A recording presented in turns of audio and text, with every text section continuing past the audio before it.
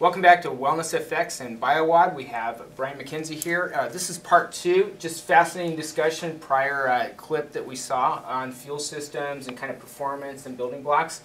And so the next thing we're going to do, something I find personally fascinating, is a primal gene. And so I'm going to let Brian and Justin talk about this. All right, we're back. So, you know what, from our prior discussion, we're kind of really interested in fueling and maximizing our fuel system. And you know, one way to do that is obviously providing the fuel to the body, but the other way is maximizing the fuel production system, namely the mitochondria. We're going to dig into this a little bit deeper and take a look at this at the genetic level. We're referring to this primal metabolic master regulatory gene, PGC1 alpha. So we'll kind of take a look over here. And what Brian and I were talking with kind of the endurance community's infatuation with this high-octane carbohydrate fuel, which it is every bit that, is this idea that, you know, there's specific adaptations to training, and we don't want people to become dependent upon it, just like dependency of all kinds of drugs happen. If you're continually using it, you're going to get the high from the use of it, and then you're going to get the crash. Yeah. And so when we're looking at this PGC1 alpha, not only is it a primal metabolic gene that's present in all biological life forms that I know of, it's also a major theory of how we age and how we decline, is turning this gene off and losing what's called mitochondrial biogenesis. As the name implies, it's the gene that turns on how many mitochondria you're going to build and produce, how large they are, how numerous they are on a cell level. And so we're looking at some factors here, and on this side we're looking at factors that actually turn on the production of this gene. We'll run through that, and then we're looking at some factors that turn off the gene, and just kind of, as you can see, glucose is a major molecule that is going to turn off that gene. And I hope all of you are thinking, why the heck would this high-octane fuel turn off this gene? And the answer again comes back to kind of brutal efficiency and the need for brutal efficiency. It's a quick fix. It's the, hey, I can get it and I don't need to use this system at that point.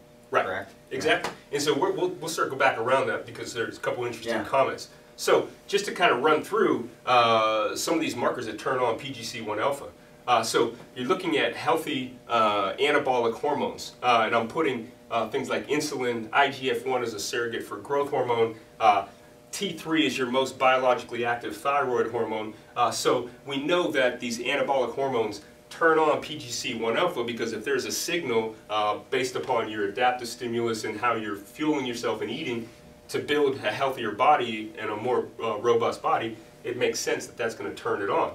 And so, you know, knowing what your T3 status is or your IGF-1 growth hormone status is going to be important at different parts of your training process.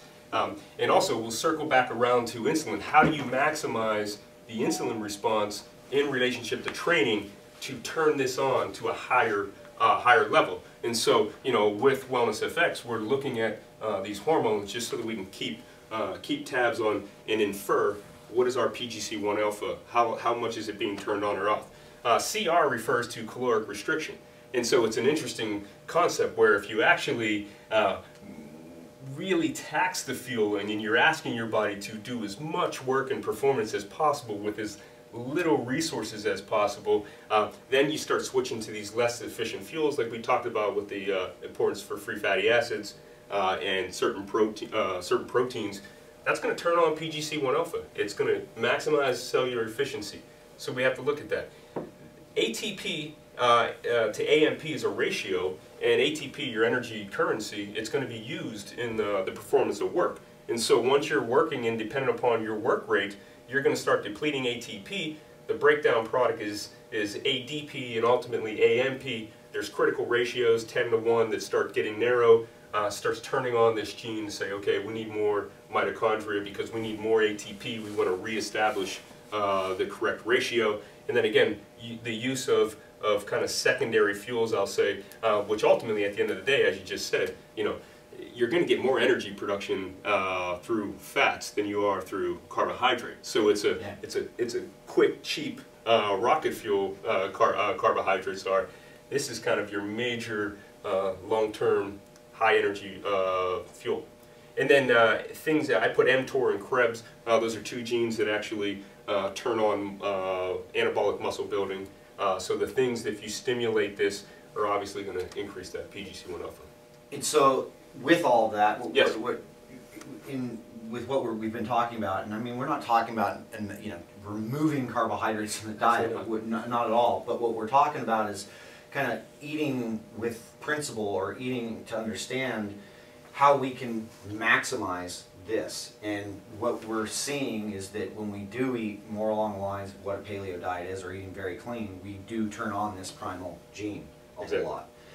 And when we don't, when we're eating more of that carbohydrate-based diet, where we're getting it from grains, we're getting it from sugars, we're getting it from all these things, we're actually suppressing or depressing this gene and just saying, hey, you don't need to work anymore, you no longer need to be that primal thing. Precisely. Yeah. Absolutely. And so in one huge marker that we can look at this is hemoglobin A1C. It's a very accurate marker of the last 3 months, which is the lifespan of circulating red blood cells, how much this sugar product is saturating it. And so we can get, we can know what your average blood sugar levels have been over the last 3 months on average, and then infer from that what this glucose level would be to kind of influence this PGC1 alpha. So we can see when you were cheating or when you were training and you were just dumping sugar into the system. Exactly, and you can see it at a level where, say like your endurance athletes who are doing a lot of carbohydrates, when you typically measure their fasting blood sugar level and their fasting insulin level, they typically are excellent. You know what I mean? Sometimes in the 70s, a lot of times in the 80s. A few people start getting into the 90s as they age, and most physicians or most medical people would just stop there and be like, yeah, that looks fantastic. Right. And that's what a typical medical or blood panel would tell you. Absolutely. Correct? Absolutely. So the hemoglobin A1C. We have no idea what that HbA1c. No, not at all. I mean, typically you're not going to measure unless you are, looking at somebody who either has diabetes or metabolic syndrome or is at risk of such. Then you want to know this. Yeah. But from a performance standpoint, very few people are looking at this, and so we've been looking at this for a while now, and it's surprising to me at first, but not surprising to me any longer, that a lot of these people with low fasting blood sugar levels and insulin levels that look great from a basic metabolic panel have diabetic range hemoglobin A1C levels. So it's it's an interesting story. So if I understand this correctly, if I'm I could be two different athletes. I could be your traditional endurance athlete or athlete, and I'm eating a high carbohydrate diet, and even though I'm training hard and racing hard and doing my thing, my typical blood panel shows me being real great. But if I get this HbA1c tested and I find out that I'm actually just kind of maybe masking the entire process of being, actually I'm just setting myself up as pre-diabetic, right? Right. So, or I could be somebody who is, hey, I am eating clean, I am eating paleo, I am doing this whole thing, but I do tend to suck down a lot of sugars, a lot of carbs post-workout. I go out and I drink fairly often, not, whatever, which is fine to some degree, but this is what I'm doing, and I'm actually, the only way I'm going to ever find that out is if I'm actually tested for it. Yeah, absolutely. I mean, and one thing that you also said that is, kind of the post-exercise recovery drink with high carbohydrates, and there's definitely some science behind that and utility to doing that to replenish your glycogen stores.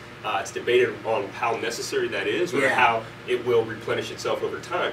But one interesting thing, if you look in the medical literature, is that people who preload with a lot of carbohydrates prior to exercise, in the post-recovery window, when you do give them a carbohydrate load to replenish the glycogen, insulin, which is going to drive in protein, drive in blood sugar levels, very important. Again, an anabolic which are all the hormone. things we're trying to drive in for recovery so that we actually recover quicker. Exactly, at that time. If you preload with too many carbohydrates, you actually are going to blunt the post-exercise insulin response to those carbohydrates. And so again, it's a setup for having sugar that's not getting into the cell, turning on, recovering the glycogen stores, turning on these genes. Then you're going to have glucose sitting around in the blood, starting to raise that, and ultimately circles back around, turns off PGC1 alpha. So it's very interesting. It's good for me to hear because we actually created a product that basically kind of mimics all of this. It sticks to the principles of what it is, the way we eat. Right. And because I was just tired of, we were really tired of just taking in the sugar and all the crap that we were doing while we were training or even racing, where if we actually did need to go into a race or even perform and we wanted to hit some maximal performance gains or even some things where we needed a fast fuel, that we're going to get that from those carbohydrates during at that point, versus if we are continually fueling with those carbohydrates or even pre-set up with the quick glycogen fix, that we're actually suppressing this whole system. Absolutely. And, so with that 3 fuel creation, what we did was kind of just mimicked all of this stuff and allowed the body to still function with having that resistant starch in there, so that we actually are getting the carbohydrate source, but it's not kicking in for a little while. Right, right. And if you add your 3 fuel to kind of some of your training tactics of the the cross training, the cross fitting, the high intensity training, you're gonna work on this fueling system. You're also going to work on these cellular signals to kind of also turn on PGC1 alpha and take your athletes to another level. That's really interesting.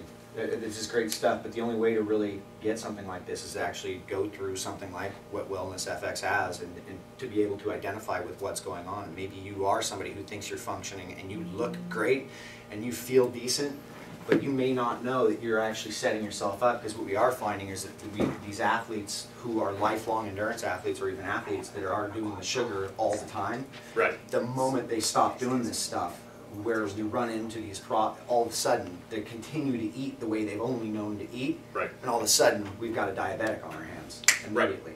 Absolutely. Yeah. No doubt. So that's our little curbside on PGC1 alpha gene expression.